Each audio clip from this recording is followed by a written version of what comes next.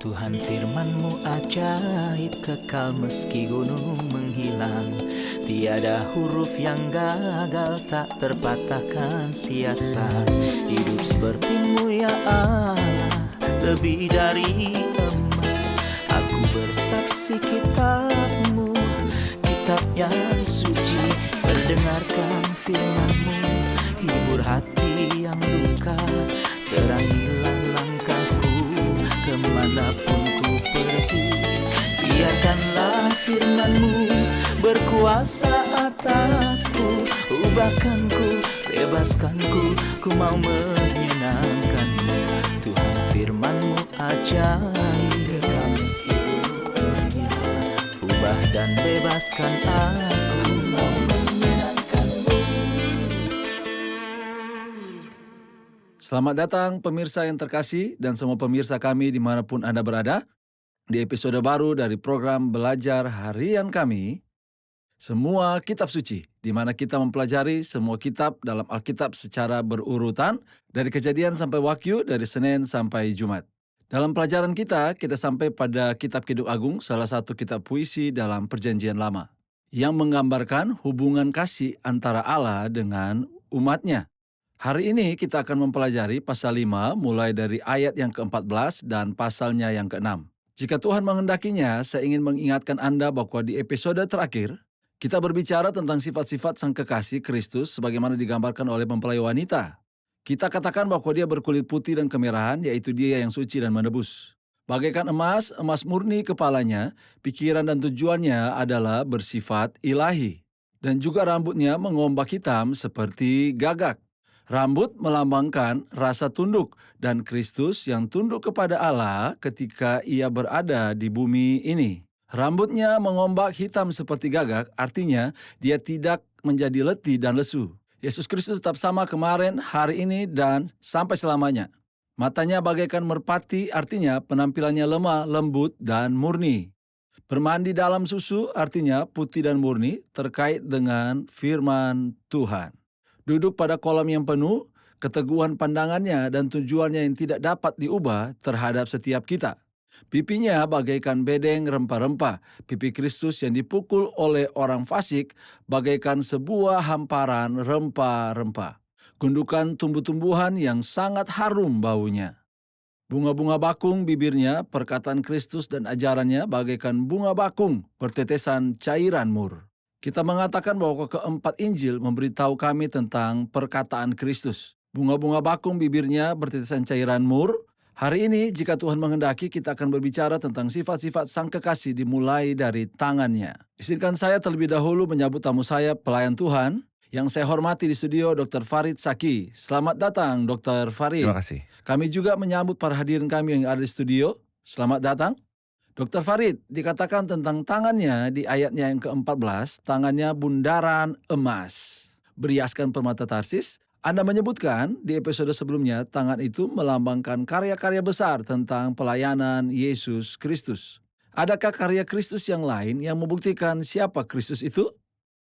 Faktanya Kristus yang dimuliakan bagi dia mempunyai beberapa karya besar.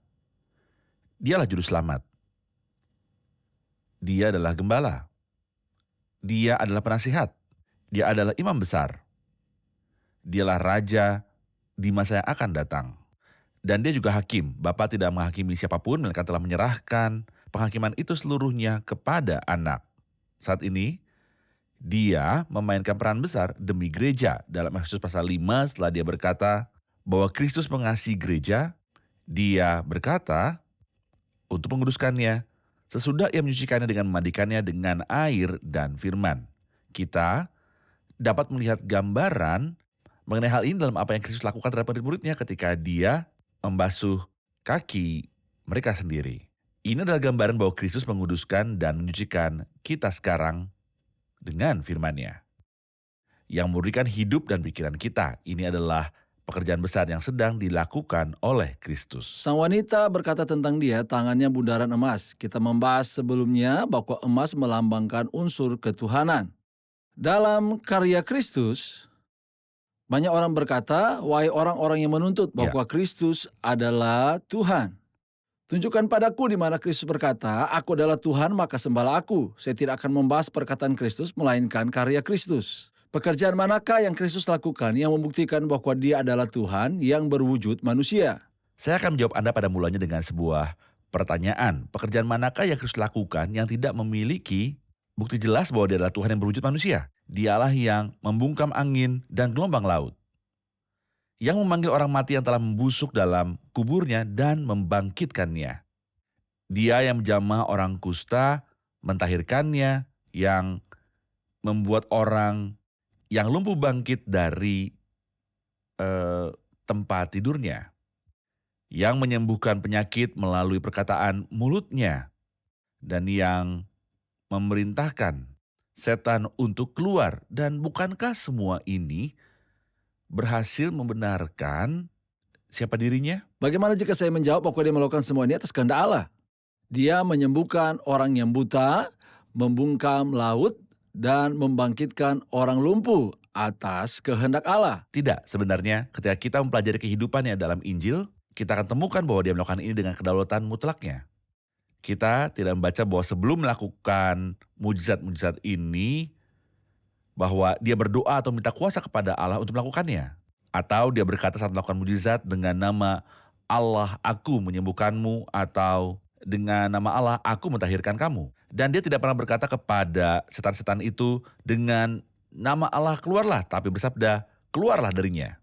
Dia melakukan semua ini dengan kekuatan pribadinya. Faktanya ada yang mengatakan mujizat Kristus itu terjadi atas kehendak Allah atau atas nama Allah belum membaca Injil. Jika mereka baca Injil, mereka akan ketahui kedaulatan pribadi Kristus. Hai anak muda, aku berkata kepadamu, bangkitlah. Dan Lazarus keluarlah. Ada yang disebut sebagai karya Allah yang berdaulat, ini tidak bisa didelegasikan kepada siapapun. Tepat. Misalnya saya sebagai manusia bisa mendelegasikan seorang pengacara atas nama saya untuk menyelesaikan pekerjaan resmi tentang apapun juga. Baik di pengadilan atau biro pemerintah manapun, tapi saya tidak akan pernah mendelegasikan siapapun untuk makan selain diriku. Ya. Atau menjadi ayah bagi anak-anakku. Ada pekerjaan tertentu yang tidak dapat dilakukan oleh siapapun kecuali saya. Ya. Allah mungkin mendelegasikan seorang untuk memberitakan firman. Dia dapat mendelegasikan seorang nabi untuk berbicara atas namanya. Namun bolehkah dia mengutus seorang nabi untuk menciptakan? Tentu saja tidak, karena ini berkaitan keberadaan Allah. Karena jika Allah mengutus seorang nabi untuk melakukan salah satu karya kedaulatan Allah yang memerlukan keberadaannya, alam semesta akan mengabaikan Allah ketika nabi yang diutus ini melakukan setiap pekerjaan Allah.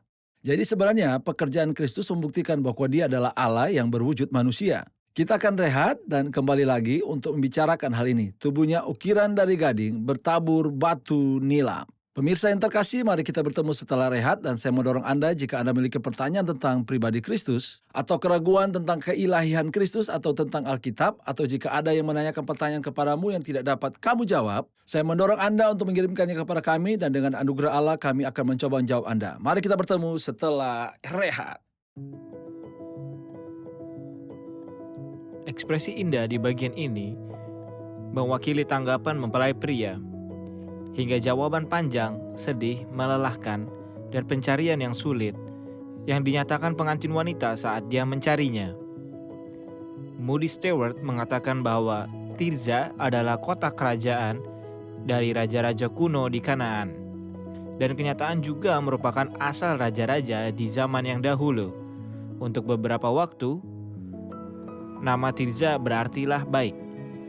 Dan tampaknya ini adalah sebuah kota terkenal karena keindahannya. Itu sebabnya dikatakan, "Kamu cantik seperti Tirza, sayangku." Betapa indahnya pujian ini bagi mempelai wanita yang terpikat pada mempelai laki-lakinya. Karena Kristus juga mengasihi kita sampai akhir. Berkuasa atasku, ubahkanku, bebaskanku, ku mau menyenangkanmu. Tuhan firman-Mu ajaib, kekal seluruhnya. Ubah dan bebaskan aku, mau menyenangkan-Mu. Kami kembali pemirsa yang terkasih untuk melanjutkan diskusi kita tentang sifat-sifat Kristus yang terkasih dalam Kidung Agung pasalnya yang kelima. Dr. Farid setelah berbicara tentang tangannya, dia berkata tubuhnya ukiran dari gading, bertabur batu nilam. Apa yang diceritakan di sini tentang sifat-sifat Kristus? Itu adalah gambaran puitis yang indah. Tubuh melambangkan kasih sayang batin. Seperti apa kasih sayang Kristus? Kasih sayang Kristus adalah segala kelembutan dan belas kasih. Seringkali kita membaca dalam Injil hal itu, tergeraklah hati Yesus oleh belas kasihan. Injil Matius mengatakan, melihat orang banyak itu, tergeraklah hati Yesus oleh belas kasihan kepada mereka karena mereka lelah dan terlantar seperti domba yang tidak bergembala. Di lain waktu, ketika Yesus melihat janda Nain, dia menaruh belas kasihan padanya. Untuk ketiga kalinya mereka membawa kepadanya seorang laki-laki yang tuli dan sulit berbicara, yang tidak dapat mendengar dan berbicara, dan dia menaruh kasih sayang kepadanya. Semua ini menunjukkan kepada kita kasih sayang Kristus dan kelembutannya yang tak terbatas. Faktanya Kristus menggabungkan dua sifat yang tidak mungkin ditemukan dalam satu orang. Dia tegas, dia mendapatkan martabat dan rasa hormat dari semua orang dan lembut dalam kasih sayangnya. Jika seorang tegas, seringkali dia akan menjadi kejam. Benar, Dan jika dia lembut, dia tidak akan tegas. dia akan lemah. Namun dia gabungkan hal yang bertentangan jika boleh saya katakan demikian. Benar, tubuhnya juga mengacu pada nurani. Ada yang tampak dan ada yang ada dalam nurani. Benar. Banyak orang tampak saleh hanya dari luarnya saja. Sedangkan dari dalam ada hal-hal tersembunyi yang bertentangan dengan kesalehannya. Benar. Namun Kristuslah satu-satunya yang putih dan murni dari luar dan dalam. Itu sebabnya dikatakan tentang dia, tubuhnya ukiran dari gading. Kita akan menerima pertanyaan dari hadirin. Ayat 15 mengatakan kakinya adalah tiang-tiang marmer putih bertumpu pada alas emas murni. Apa yang dimaksud dengan ayat ini? Kakinya adalah tiang-tiang marmer putih bertumpu pada alas emas murni. Apa artinya ini? Marmer selalu ditemukan di istana, di mana tangga dan pilar dibuat darinya. Di gedung-gedung mewah, marmer lebih banyak digunakan dalam membangun pilar. Batu-batu biasa, marmer terbuat dari batu-batu halus yang dipotong dari pegunungan dan diolah. Dan ini sangat mahal dan juga sangatlah kuat. Dia menyamakan kakinya dengan tiang-tiang marmer putih, dan tidak hanya itu, namun juga dibuat dengan bahan dasar emas. Jadi marmer yang melambangkan keteguhan didasarkan pada emas. Ini menunjukkan pada kita keteguhan pribadi Kristus. Betapa hebatnya mengetahui keteguhannya dalam dirinya. Pada dasarnya, dialah yang tidak berubah karena dialah Tuhan yang kekal.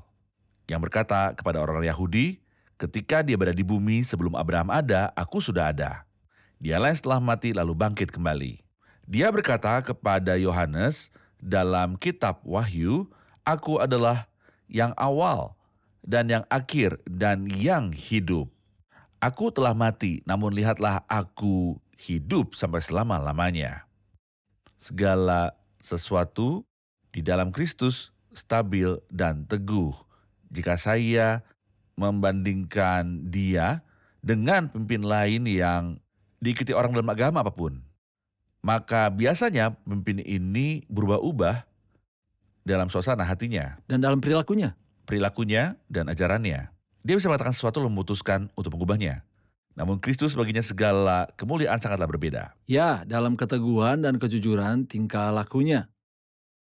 Perawakannya seperti gunung Libanon, seperti pohon-pohon aras. Apa artinya?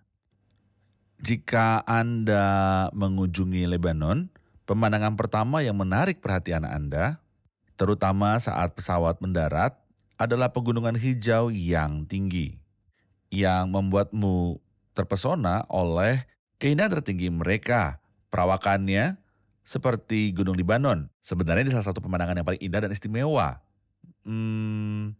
Terpilih seperti pohon-pohon aras. Dalam urutan untuk melihat pohon aras yang tinggi dan besar, Anda harus mendaki jauh ke pegunungan Libanon. Dan ini menunjukkan kepada kita bahwa Kristus itu transenden dan agung. Dan mulia. Tidak ada orang lain yang seperti dia. Perawakannya seperti gunung Libanon, terpilih seperti pohon-pohon aras, kata-katanya manis semata-mata, segala sesuatunya padanya menarik.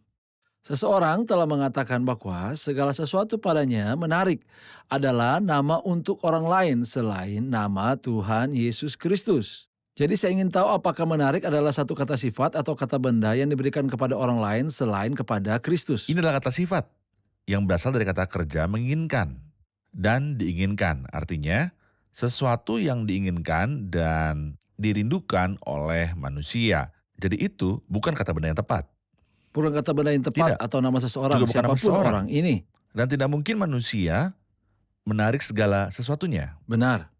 Dan dikatakan tentang Kristus bahwa dia menggoncangkan segala bangsa. Kata-katanya Tepat. manis semata-mata, segala sesuatu padanya menarik. Lalu dia berkata, demikianlah kekasihku, demikianlah temanku, hai putri-putri Yerusalem. Saya memerlukan komentar Anda mengenai ayat 16 sebelum kita beralih ke pasalnya yang ke-6. Dikatakan bahwa kata menarik berasal dari bahasa Ibrani. Berarti sesuatu yang diinginkan karena nilainya yang sangat berharga. Namun biasanya seseorang tidak dapat memiliki apa yang diinginkannya. Bahkan terkadang apa yang diinginkannya bisa diambil darinya. Tapi di sini kita melihat agar kita dapat merindukan Kristus dan memiliki dia karena dia berkata setelahnya, demikianlah kekasihku, demikianlah temanku. Menggunakan kata ganti posesifku, seolah-olah dia mengatakan bahwa tidak ada kekuatan yang dapat merampasku. Dari kekasihku di dalamnya, aku selalu menemukan semua yang kuinginkan. Kata-katanya manis semata-mata, segala sesuatu padanya menarik. Dia telah mengalaminya dan telah mencicipinya.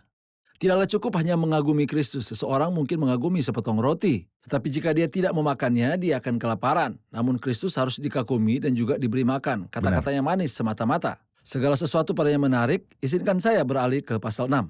Dan membaca pertanyaan yang memulai pasal ini. Kemana perginya kekasihmu, hai jelita di antara para wanita? Ke jurusan manakah kekasihmu pergi supaya kami mencarinya besertamu? Kekasihku telah turun ke kebunnya, ke bedeng rempah-rempah untuk menggembalakan domba dalam kebun dan memetik bunga bakung. Aku kepunyaan kekasihku. Kepunyaan kekasihku yang mengembalakan domba di tengah-tengah bunga bakung. Sebuah tanya jawab, apa yang Anda lihat dari ini? Dia menggambarkan pengantin pria dengan 10 atribut dan kesaksiannya yang luar biasa. Telah menghasilkan sesuatu pada mereka yang mendengarkannya. Ingatlah bahwa uraian ini dihasilkan dari sebuah pertanyaan. Apakah kelebihan kekasihmu daripada kekasih yang lain? Maka hatinya pun meluap-luap lalu ia memuji mempelai pria dengan 10 sifat tersebut. Pujian ini diikuti dengan pertanyaan lain. Kemana perginya kekasihmu? Ketika kita bersaksi bagi Kristus dengan hati yang benar-benar mengasihi Dia, ini akan menimbulkan keinginan dalam diri mereka yang mendengarkan kita untuk mendekatinya. Ada contoh khas mengenai hal ini dalam Perjanjian Baru. Ketika Yohanes Pembaptis memandang Yesus saat dia lewat dan berkata, "Lihatlah anak domba Allah." Kemudian dua orang muridnya yang bersama-sama dengan dia mendengar dia mengatakan ini dan mereka mengikuti Yesus. Karena terpengaruh oleh perkataan yang keluar dari hatinya. Ini mengajarkan kita bahwa ketika seorang yang dipenuhi roh, memberitakan firman di dalam percakapan individu atau di depan umum, dia akan membangkitkan kerinduan pendengar untuk datang kepada Kristus. Inilah yang terjadi. Bersama kedua murid ini, mereka mengikuti Yesus dan menghabiskan waktu bersamanya dan kemudian menjadi murid-muridnya sendiri. Izinkan saya membaca beberapa ayat, kita akan rehat dan kembali untuk menerima pertanyaan dari para penonton. Pengantin pria mulai menggambarkan pengantin wanita di ayat yang keempat dengan mengatakan, "Cantik engkau manisku seperti kota Tirsa, cuita seperti Yerusalem, dahsyat seperti bola mata tentara dengan panji-panjinya. Palingkanlah matamu daripadaku sebab aku menjadi bingung karenanya. Rambutmu bagaikan kawanan kambing yang bergelombang turun dari Gilead. Gigimu bagaikan kawanan domba yang keluar dari tempat pembasuhan yang beranak kembar. Semuanya yang tak beranak tak ada. Bagaikan belahan buah delima pelipismu di balik telukungmu. Permasyuri ada 60, selir 80, dan darah-darah tak terbilang banyaknya. Tetapi dialah satu-satunya merpatiku, idam-idamanku satu-satunya. Anak ibunya, anak kesayangan bagi yang melahirkannya." Putri-putri melihatnya dan menyebutnya berbahagia. Permasyuri-permasyuri dan selir-selirnya memujinya. Siapakah dia yang muncul laksana fajar mereka, indah bagaikan bulan purnama, bercahaya bagaikan surya dan dahsyat seperti bala tentara dengan panji-panjinya? Kita akan rehat dan kembali melanjutkan diskusi kita. Pemirsa yang terhormat, mari kita bertemu setelah rehat, tetap bersama kami. Ubahkanku, bebaskanku, ku mau menyenangkanmu. Tuhan firman-Mu ajaib, kekal seluruhnya. Ubah dan bebaskan aku, mau menyenangkanmu.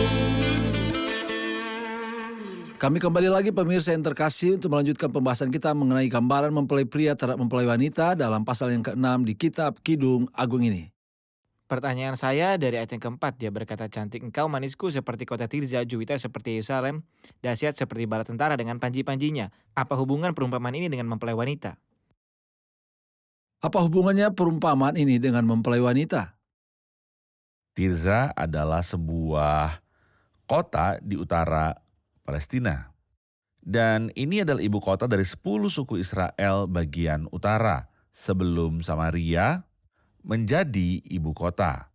Dan Yerusalem berada di bagian selatan dan seperti diketahui itu adalah ibu kota kerajaan selatan. Kata Tirza artinya kesenangan atau kegembiraan. Jadi sepertinya lokasi geografisnya bagus dan ini merupakan sumber kegembiraan bagi mereka yang tinggal di dalamnya. Maka mempelai pria berkata kepada mempelai wanita bahwa dia secantik kota ini. Kemudian Juwita seperti Yerusalem. Yerusalem adalah kota yang terkenal. Ini adalah kota raja yang agung, di mana Tuhan berdiam. Di mana takhta dan bait Allah berada. Tepat. Seolah dia berkata kecantikanmu luar biasa karena Tuhan diam di dalam kamu. Dahsyat seperti bala tentara dengan panji-panjinya.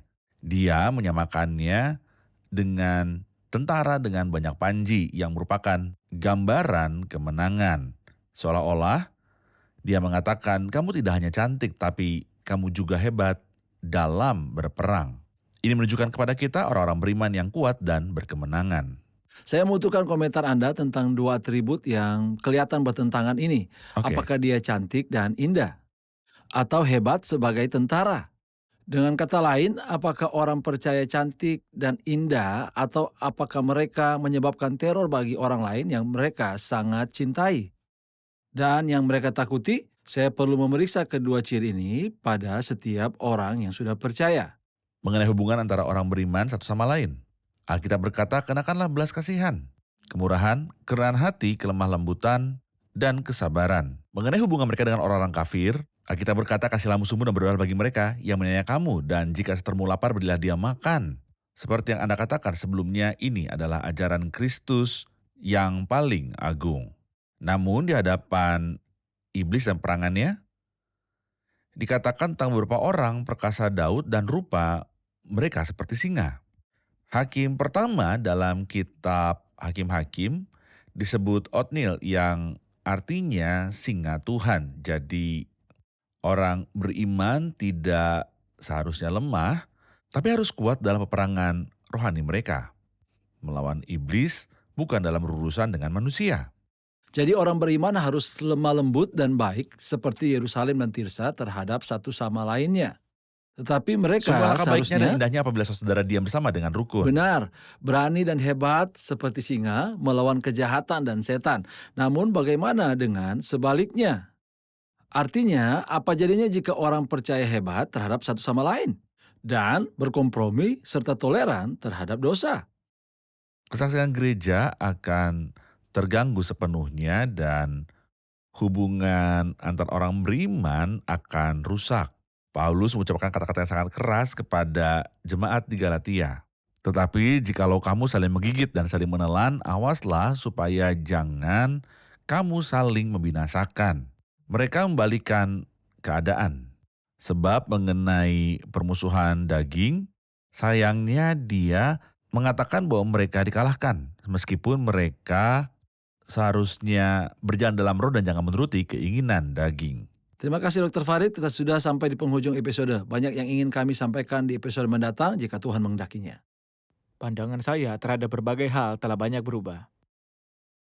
Emas, gading, pohon aras, dan marmar telah mengarahkan pandanganku kepada seseorang yang jauh lebih tinggi yang dicicipi pengantin wanita, berkata, kata-katanya manis semata-mata, segala sesuatu padanya menarik. Amin.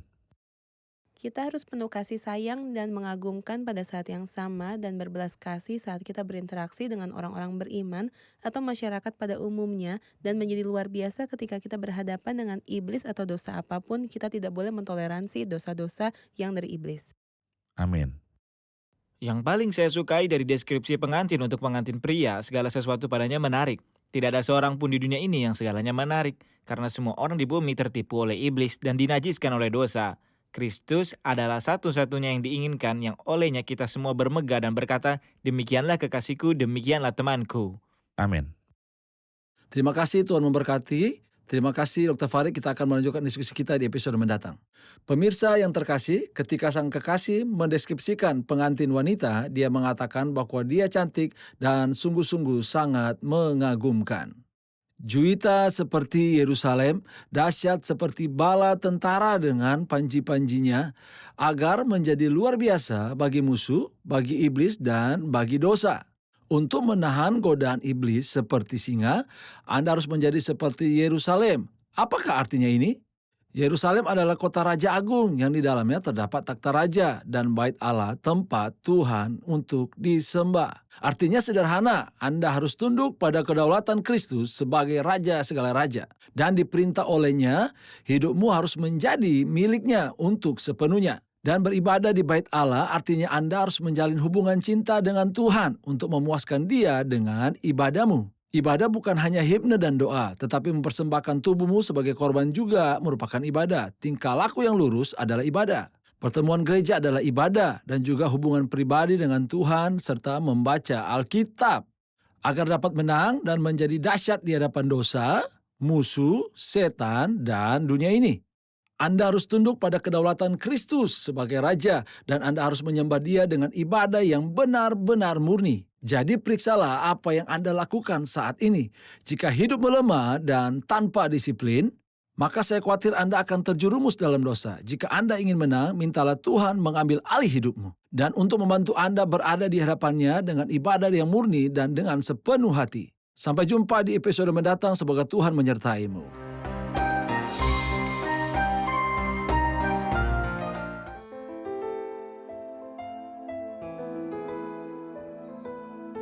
Tuhan firman-Mu ajaib, kekal meski gunung menghilang. Tiada huruf yang gagal, tak terpatahkan siasat. Hidup seperti-Mu ya Allah, lebih dari emas. Aku bersaksi kitab-Mu, kitab yang suci. Mendengarkan firman-Mu, hibur hati yang luka. Terangilah langkahku kemanapun ku pergi. Biarkanlah firman-Mu berkuasa atasku. Ubahkanku, bebaskanku, ku mau menyenangkan-Mu. Tuhan firman-Mu ajaib, ubah dan bebaskan aku.